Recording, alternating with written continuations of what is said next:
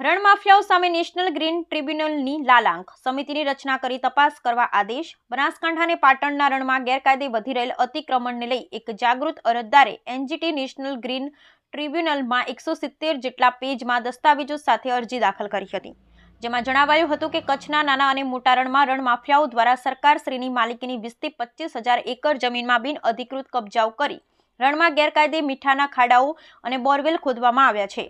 આ અતિક્રમણકારો મીઠાનો ગેરકાયદેસર ધંધો કરે છે. આ પ્રક્રિયામાં તેઓએ માટીના પાળા બાંધી લુણી નદીના કુદરતી પ્રવાહમાં અવરોધ ઊભો કર્યો છે.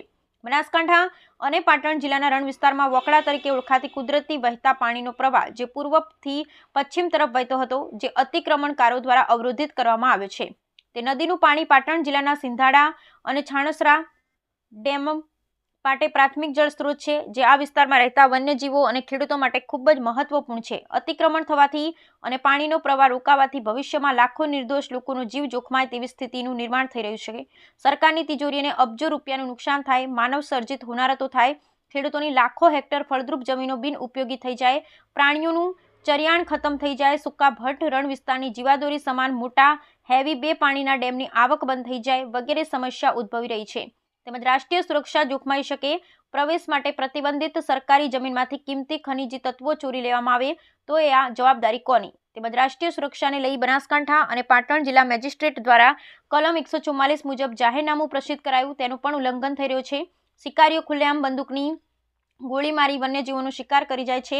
તેમજ હાલમાં પ્રત્યક્ષ કબજો ધરાવનાર અને રણ માફિયાઓથી મિલી પીંપણું કરી સરકારી જમીન બારોબાર વેચવાની પ્રવૃત્તિમાં પોતાના હોદ્દાનો દુરુપયોગ અને પોતાની ફરજ પ્રત્યે બેદરકારી દાખવનાર તમામ કર્મચારીઓની ઓળખ કરી તેમની વિરુદ્ધ લેન્ડ ગ્રેબિંગ એક્ટ 2020 મુજબ કાર્યવાહી કરવા અને સરકારી જમીન ઉપર બનાવવામાં આવેલા માટીના પાળા દૂર કરી કુદરતી પ્રવાહોને ખુલ્લા કરવામાં આવે તો જળ પ્રલય સામે રક્ષણ મેળવી શકાય. અન્યથા 5-25 માફિયાઓને બચાવવાના ચક્કરમાં આવનારા ચોમાસાની સિઝનમાં મોટું નુકસાન થવાની સંભાવનાઓને નકારી શકાય નહીં તેવી અનેક રજૂઆત સાથે અરજદારે નેશનલ ગ્રીન ટ્રિબ્યુનલ પુણેમાં અરજી દાખલ કરી હતી, જે અરજીની હકીકતો ધ્યાને લઈ રણમાં વધતા અતિક્રમણના વિષયની ગંભીરતા સમજી એનજીટી એજીપીબીસીની અધ્યક્ષતામાં સમિતિની રચના કરી સ્થળ તપાસ માટે અરજદારોને લેખિતમાં જાણ કરી 30 દિવસમાં એનજીટીને રિપોર્ટ આપવા જણાવ્યું હતું.